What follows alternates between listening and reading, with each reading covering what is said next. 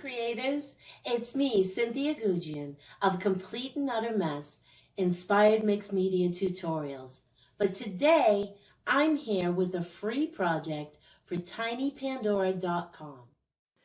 In this video, I'll show you how I made a variation on Donna Cato's shape-shifting cane using Tiny Pandora square pairs and Tiny Pandora cane caps.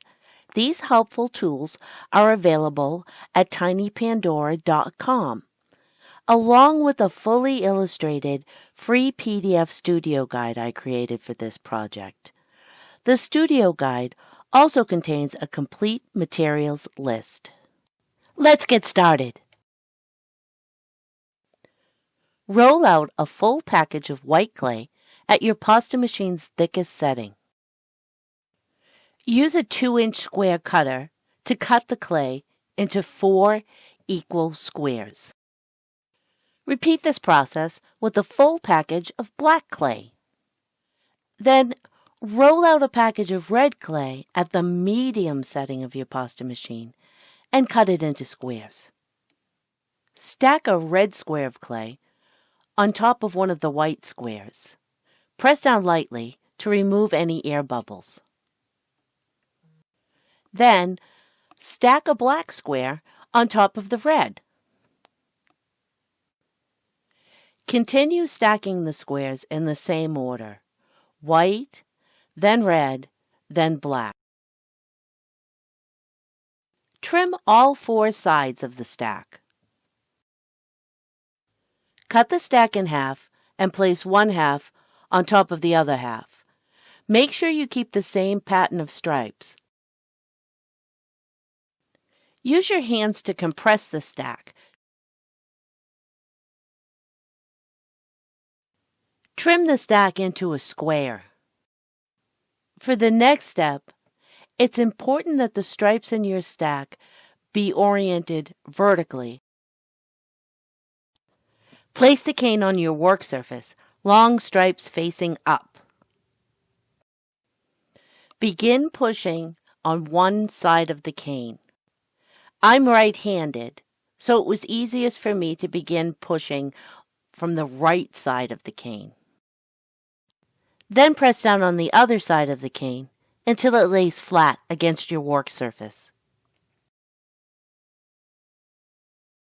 The cane will form a triangle shape. Stand the cane up on your work surface and then use a clay blade to just mark the top center and then side center of the cane. Don't try to cut all the way through at this point.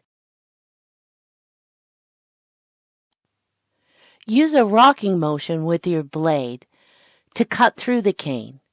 Use the grooves you made as a guide. This will leave you with 2 equal triangles.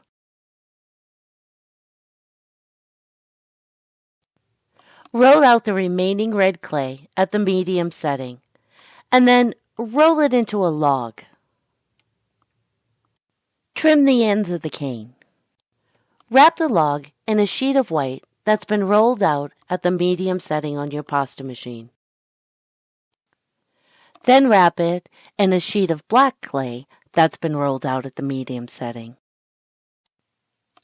Trim the ends of the cane. Then cut the cane in half. Shape one half of the cane into an ellipse. Place the ellipse in between the 2 striped triangles. Use your fingers to press the triangles around the ellipse shape. This will result in a triangle.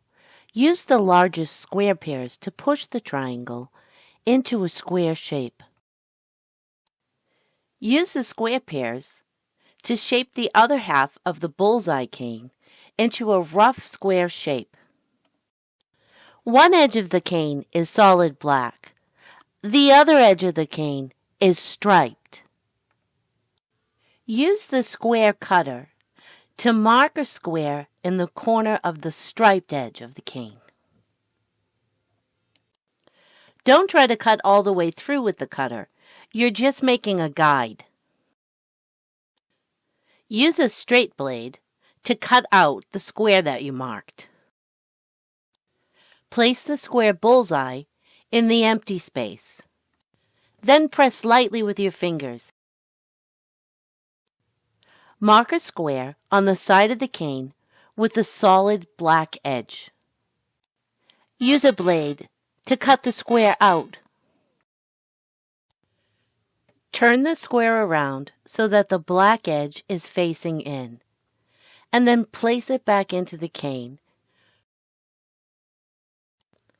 If necessary, use your fingers to reduce the cane enough so that it will fit on the largest size of the square cane caps.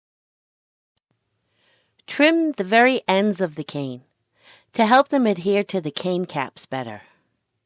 Press the cane caps into the top and bottom of the cane. Use your fingers to press into the center of the cane, creating a waist. Continue squeezing the cane from the center toward both ends. The goal is to keep the center of the cane uniform width and height. You can also use a wiggling motion to lengthen the cane. When the cane reaches the length and size that you want, use your blade to trim it away from the cane cap.